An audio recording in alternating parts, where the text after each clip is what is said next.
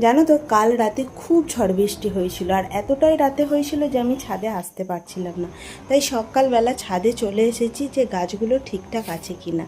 আর এসে তো আমি অবাক, এই যে এটা এটা হলো চেরি গাছ, আমি আগের বছর কিনেছিলাম। আর দেখি এসে ফুল হয়ে গেছে, কারণ আগেই কুড়িগুলো এসেছে, তবে এতটাই ছোট যে আমার নজরে আসেনি। আর ফুলগুলো দেখুন হালকা পিঙ্ক পিঙ্ক কালারের, তবে সব ডালে আসেনি, বেশ কয়েকটা ডালে কিন্তু এসেছে। এখন জানি না এতে চেরি হবে কি না। আর আমাকে তো বলেছিল চেরি গাছ, আর আদেও এটা চেরি গাছ কিনা তাও জানি না। আর এই যে বেল গাছটা আমি কিছুদিন আগে কাটিং করেছিলাম, তবে পাতা নেই বললেই চলে। যতটুকু ডাল আছে প্রত্যেকটা ডালে এত বেলকুড়ি এসেছে যে বলার কথা নয়। যখন ছাদে ফুটবে না, ছাদটা এত সুন্দর একটা স্মেল বেরোয় যে কি বলবো আপনাদের। আর এদিকে কিন্তু আরও একটা জিনিস রয়েছে, আপনাদের সাথে শেয়ার করি।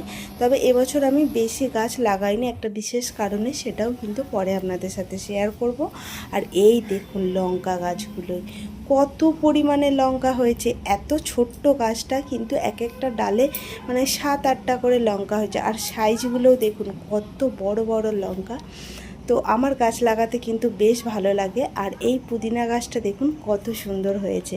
কার কার গাছ লাগাতে এরকম ভালো লাগে অবশ্যই জানাবেন।